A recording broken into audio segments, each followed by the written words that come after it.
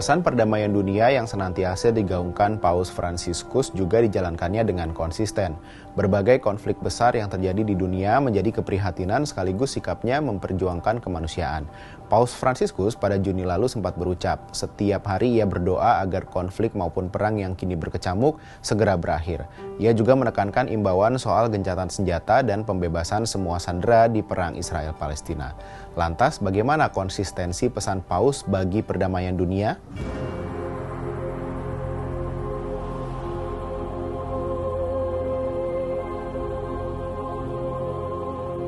Dalam konflik Palestina-Israel, Paus Fransiskus pernah mengumpulkan perwakilan Israel dan Palestina di Vatikan pada Juni 2024. Paus mengundang Duta Besar Palestina untuk Vatikan Isa Kassisie dan Duta Besar Israel untuk Vatikan Raphael Sutz. Dalam kesempatan ini, Paus Fransiskus menekankan agar kedua pihak bisa mengakhiri konflik yang sedang berlangsung dan meminta semua sandera dibebaskan. Bahkan satu dekade sebelumnya, Paus Fransiskus juga menginisiasi doa perdamaian pada Juni 2014. Saat itu Paus Fransiskus mengundang Shimon Peres dari Israel dan Mahmud Abbas dari Palestina untuk menyiarkan doa perdamaian.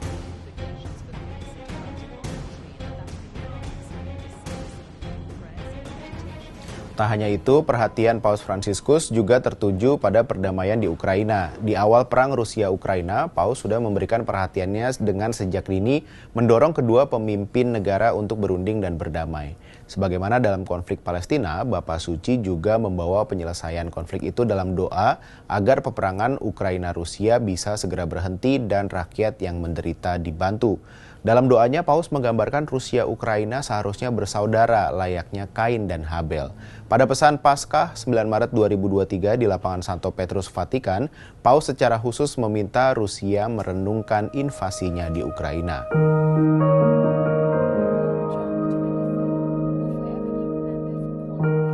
Jejak pemimpin umat Katolik dunia menyuarakan perdamaian global terentang lama sejak sebelum masa Paus Fransiskus.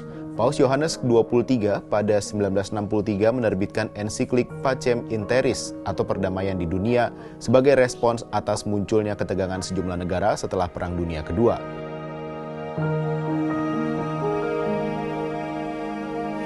Pada 1967, Paus Paulus ke-6 meresmikan Hari Perdamaian Dunia dan menerbitkan pesan kepausan. Kebiasaan ini terus dilanjutkan oleh Paus Yohanes Paulus II, Paus Benediktus XVI, dan Paus Fransiskus hingga saat ini.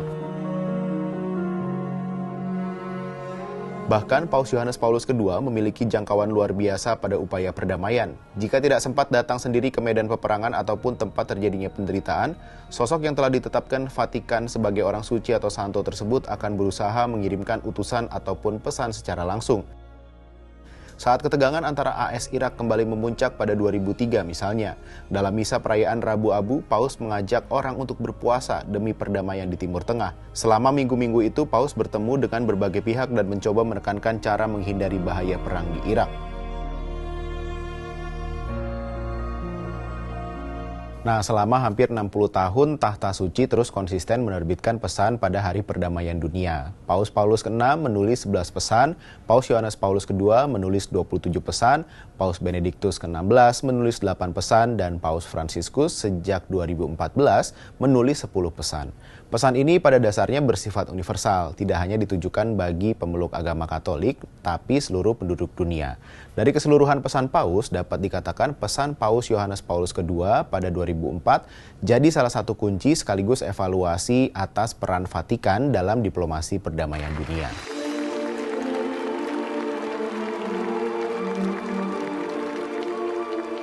Adapun pesan Paus Yohanes Paulus II pada 2004 yakni bahwa keadilan dan cinta adalah dua wajah keberadaan manusia.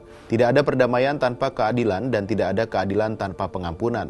Lanjutnya, pengampunan perlu dipahami sebagai alat yang sah di ranah publik, sebagai kebajikan sosial dan politik yang berkonvergensi dengan keadilan dalam penyelesaian konflik.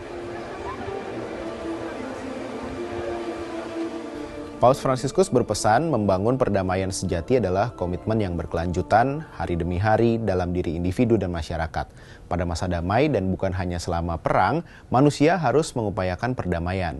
Menempatkan individu sebagai pusat perdamaian juga berarti menghadapi dampak perang terhadap manusia di luar dampak ekonomi untuk menyembuhkan luka yang ditimbulkan dan menghindari mewariskannya kepada generasi berikutnya. Sampai jumpa di Bahas Peristiwa lainnya.